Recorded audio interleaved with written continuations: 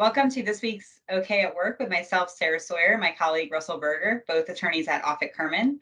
And today we are talking about some new laws that are going to be taking effect in the coming months here. So I wanted to talk about in October 1st, we have a new law that's taking effect related to the definition of harassment and sexual harassment.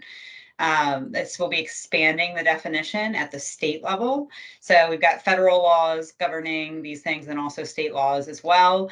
And as with a lot of other state laws, October 1st will be the day that some things will be changing as it relates to the state equivalent governing harassment and sexual harassment in the workplace.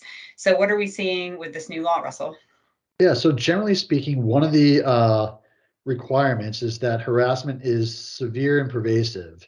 And that's still part of the federal law, as you mentioned. But what this new law does in Maryland is it takes away that severe and/or pervasive requirement in certain circumstances. So those circumstances are when submission to the conduct is made a term or condition of the individual's employment, when submission to or rejection of the conduct is used as a basis for an employment decision, or based on the totality of the circumstances, a hostile work environment, when there's a hostile work environment. So ostensibly what it does is it broadens or lowers the threshold by which an employee would have to prove that there was harassment taking place in the workplace. So, as it stands right now, to give an example, a one-off comment, anything could be severe or pervasive depending on the severity of a single instance even. But, a one-off inappropriate comment, a bad joke, is not severe and pervasive. It's inappropriate. It should be managed. It should be addressed, but it's not necessarily actionable. And so what this law does is it lowers that bar somewhat. So more things will be actionable because it doesn't have to be severe and pervasive anymore.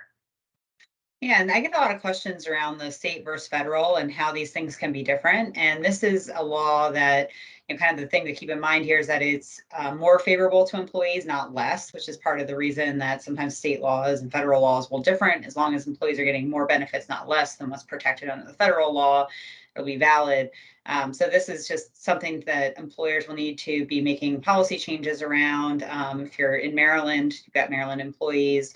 This will impact you, and while the federal law remains unchanged, this will create more of a loose standard as it relates to what's going to constitute harassment under the state law. So definitely something to pay attention to.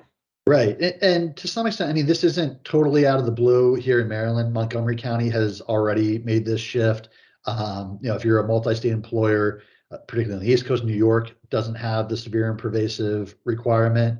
So, Maryland is not the first state to do this. It's not it's not totally brand new here. There is some precedent for it, out there across the country. And what I really think from an employer standpoint, the takeaway is, and this is something we always preach anyway, is zero tolerance, manage everything, address everything, get things when they're small before they grow into bigger issues. And again, when I do training on sexual harassment or any kind of harassment, I always say, there's a bunch of lawyers that will spend a lot of time arguing over what is unlawful harassment versus what is just a mere annoyance or mere inappropriate behavior.